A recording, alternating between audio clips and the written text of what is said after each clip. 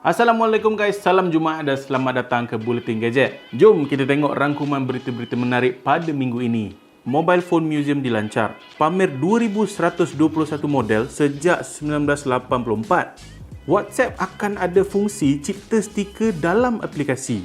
Digi tamatkan 3G. Ini tarikh bagi setiap negeri. Dua telefon Motorola baharu hadir ke pasaran Malaysia. Free Fire menang eSports Mobile Game of the Year. Tewaskan PUBG Mobile dan juga Mobile Legends.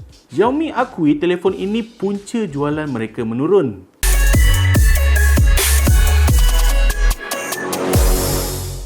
Mobile Phone Museum dilancar, pamer 2121 model sejak 1984. Mobile Phone Museum baru-baru ni dilancarkan, di mana laman web tu mengumpulkan data lebih 2100 model. Dia akan memaparkan gambar dan juga sejarah tentang phone tu. Dan yang bestnya, dia tunjukkan sekali sejarah-sejarah phone yang telah dicipta sejak tahun 1984 tau. Dan dalam tu juga ada phone ikonik Nokia 33 Sekupang. Ada juga data-data di dalam tu. Dia punya tim di sebalik website ni telah pun bekerja daripada tahun 2004. Dia punya motif ni untuk mendidik para-para profesional yang bekerja dalam bidang telekomunikasi ni supaya diorang tahu evolusi telefon ni macam mana dan akan memberi idea sikit lah macam mana diorang nak buat phone pada masa akan datang. Kalau korang pergi dekat website tu, korang boleh tengok dia punya gambar memang beresolusi tinggi daripada phone 1984 sampailah phone latest. Lepas tu dia ada maklumat sikit tentang latar belakang phone tu dan juga ada dia punya reka bentuk, dia punya spesifikasi, dia punya ciri dan juga tarikh pelancaran phone tu pun dia tunjuk sekali. Dan kalau korang bosan-bosan bolehlah pergi ke website tu, Mobile Phone Museum. Boleh tengok sikit sejarah-sejarah phone semua kan. WhatsApp akan ada fungsi cipta stiker dalam aplikasi. Okey, rasanya semua dah sedia maklum dah. WhatsApp ni penuh dengan stiker-stiker. Lagi-lagi budak perempuan Korea tu kan, orang suka buat stiker muka dia, comel lah. Dan stiker ni kalau kita nak buat, kita kena bergantung kepada third party apps tau. Kita tak boleh buat dalam WhatsApp tu sendiri. Tetapi perkara ini akan berubah sebab tak lama lagi WhatsApp pun akan tawarkan ciri untuk buat stiker sendiri dalam aplikasi tu. Bagaimanapun fungsi tu masih lagi dalam fasa ujian dan mungkin tak akan dirilis dalam beberapa minggu ni lagi lah. Tapi senang, kita tak payah nak buat dekat third party apps dah. Kita buat dalam WhatsApp tu sendiri. Yeay. Digi tamatkan 3G. Ini tarikh bagi setiap negeri. Seperti semua yang telah sedia maklum, kerajaan telah pun mengumumkan program jendela di mana mereka nak tamatkan line 3G ni sepenuhnya pada 31 Disember 2021. Sebelum ni Celcom ada dedahkan dia punya region-region yang akan tamat 3G-nya dan sekarang ni Digi pun akan bagi tarikh tu dan ini adalah kawasan-kawasan yang akan terminate line 3G nanti. Kelantan, Pahang, Terengganu pada 6 Disember 2021, Sabah 13 Disember 2021, Johor, Melaka, Negeri Sembilan 16 Disember 2021, Kedah, Perak, Perlis, Pulau Pinang 20 Disember 2021, Selangor, Putrajaya, Kuala Lumpur 22 Disember 2021 dan juga Sarawak 30 Disember 2021. So kalau korang ada mak ayah yang masih lagi menggunakan phone 3G, kalau korang ada rezeki lebih, bolehlah cari-cari phone 4G untuk mak ayah. Senang nak WhatsApp nanti kan. Dua telefon Motorola baharu hadir ke pasaran Malaysia. Motorola ni orang kata OG lah dalam pembikinan telefon-telefon ni semua dan dah lama juga ada senyap. Sejak Motorola Razr itu kan. Dan kepada siapa yang belum tahu lagi, Motorola ni telah pun dibeli oleh Lenovo. Dan sekarang ni Lenovo Malaysia dia nak bawa masuk dua telefon terbaru daripada Motorola, iaitu Motorola E40 dan juga Edge20 Pro. Untuk Motorola Edge20 Pro tu, ia berada dalam lingkungan phone flagship juga. Ia hadir dengan chipset Snapdragon 870 dengan varian 12GB RAM dan juga 256GB storage. Turut hadir dengan skrin 6.7 inci OLED Full HD Plus dengan refresh rate 144Hz dengan bateri 4500 mAh dan juga fast charging 30W.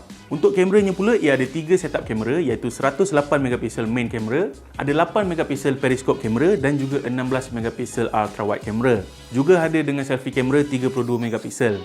Manakala untuk phone Motorola E40 ni pula, ini dia macam phone-phone bajet lah. Ia menggunakan chipset Unisoc T700 dan juga varian 4GB RAM dan juga 64GB storage. Ia hadir dengan skrin 6.53 inci HD+, bukan Full HD dengan refresh rate 90Hz. Dan juga ia hadir dengan bateri 5000 mAh dan juga kapasiti chargingnya tu 10W sahaja. Untuk setup kameranya juga ada 3 iaitu 48MP main kamera, ada 2MP macro kamera dan juga 2MP depth sensor dan juga dengan selfie kamera 8MP. Kedua-dua phone ni mendapat pengiktirafan IP52 Dan harga jualan untuk Motorola E40 ni adalah RM599. Manakala untuk Motorola Edge 20 Pro tu, ia akan dijual pada tanda harga RM2499.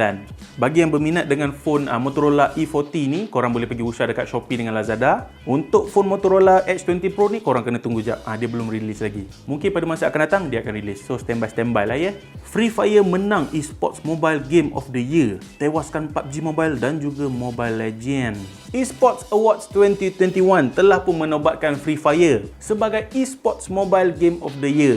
Ini tahun kedua berturut-turut Free Fire menang. Free Fire juga telah menewaskan calon lain iaitu PUBG Mobile, Arena of Valor, Mobile Legends Bang Bang, Call of Duty Mobile, Brawl Stars, Clash Royale dan juga League of Legends Wild Rift. Banyak siut dia tewaskan.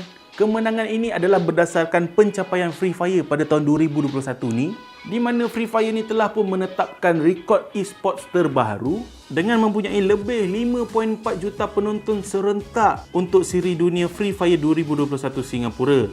Sekaligus menjadi permainan Battle Royale mudah alih yang pertama mencapai 1 bilion download di Google Play Store. 1 bilion babe. So, budak-budak Free Fire, apa lagi? Mestilah menjadi kebanggaan korang kan? Nanti adalah tu TikTok edit Free Fire yang headshot semua. Kadang-kadang aku pun layan juga, gempak-gempak juga kan? Xiaomi akui telefon ini punca jualan mereka menurun. Untuk tahun 2021 ni, kita dapat tengok banyak tau phone yang diperkenalkan. Tetapi, statistik market untuk suku ketiga tahun ini merudum sebanyak 6% tau. Xiaomi memegang pasaran dunia sebanyak 14%, berada di tempat ketiga, berbanding 17% pada suku kedua. Kedudukan kedua sebelum ini nampaknya dipintas oleh Apple disebabkan jualan siri iPhone 13. Presiden Xiaomi, Wang Xiang, beliau juga berkata pelancaran siri iPhone 13 ni juga menjadi faktor kepada penurunan jualan phone Xiaomi ni. Selain daripada masalah-masalah komponen yang tak cukup. So, sementara Xiaomi dengan Apple ni tengah fight untuk spot kedua, Samsung megah berada di tempat pertama dengan pegangan sebanyak 23%. Apple memintas Xiaomi di tempat kedua dengan pegangan 15%. Xiaomi jatuh ke tempat ketiga dan juga diikuti dengan Vivo dan juga Oppo sebanyak 10%. So, itu sahaja rangkuman berita-berita menarik pada minggu ini. InsyaAllah ada masa, ada nyawa, kita akan berjumpa lagi di Buletin Gadget pada minggu hadapan. Stay safe, take care, bye-bye. Assalamualaikum.